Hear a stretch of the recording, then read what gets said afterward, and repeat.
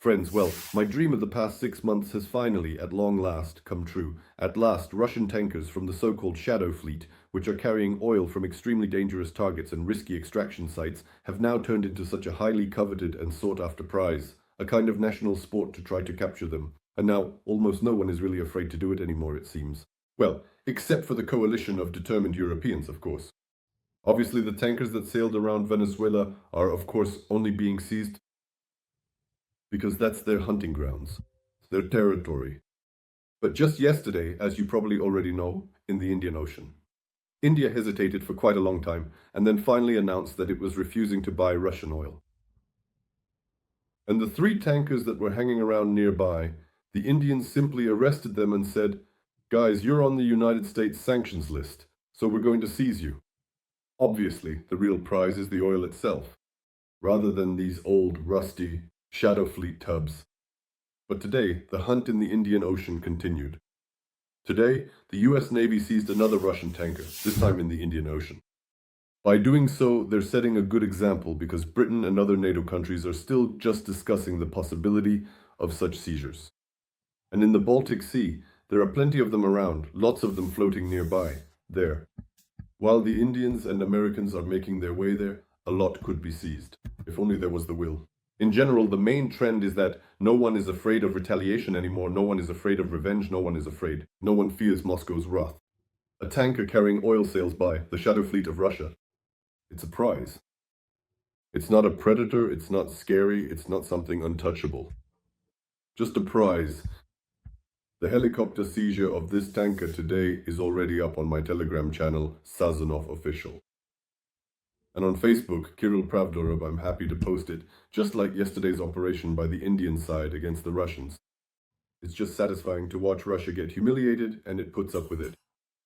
But this is what they wanted themselves, this is the path they chose. It's blocked off in Venezuela, massive oil tankers are departing, trying to navigate around the blockade. And one tanker. The Americans didn't manage to intercept it in time. It painted a Russian flag, Vernesky's. We Russians and we left. They chased after it, kept chasing, and today they finally caught up. Russia saw that their tanker was being chased, so they sent a few of their ships and a submarine there like, just try to touch it.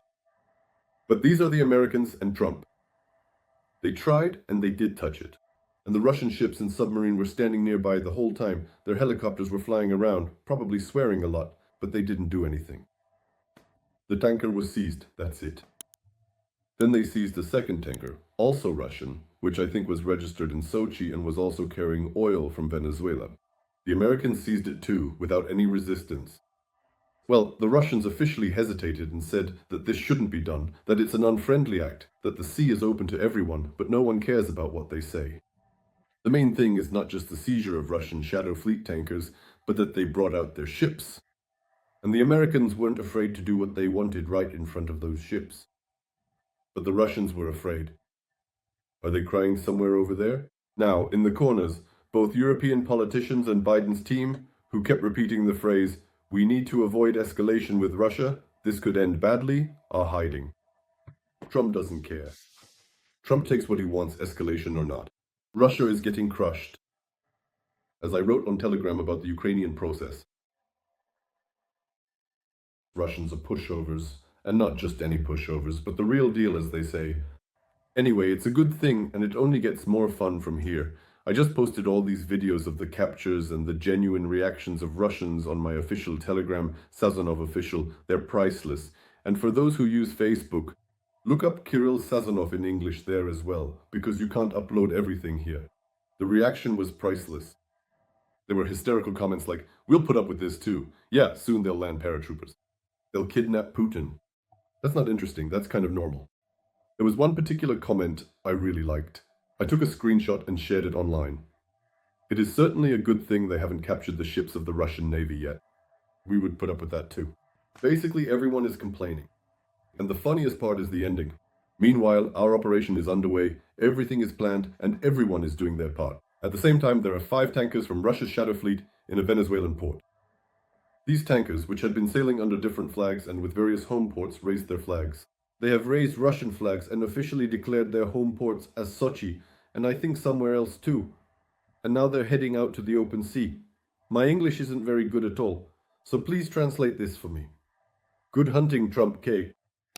Friends, subscribe to this channel, follow the TV Facebook page. I'll put the links in the video description. I'll be glad to see you there. It looks like some very interesting news is coming in. By the way, Zelensky said something interesting. Negotiations are underway. Talks about a ceasefire are happening. But Russia is still turning up its nose, though our allies might just twist that nose off. Just the day before yesterday, I would have said, Volodymyr Alexandrovich, don't count on our allies so much. They don't have the right hormones. But today it seems to me those words are not without meaning. Trump has shown everyone very harshly what can be done to Russia, and that it will endure it. God endured and told us to do the same. Friends, I'll be glad to see you on all the channels. Ukraine will prevail.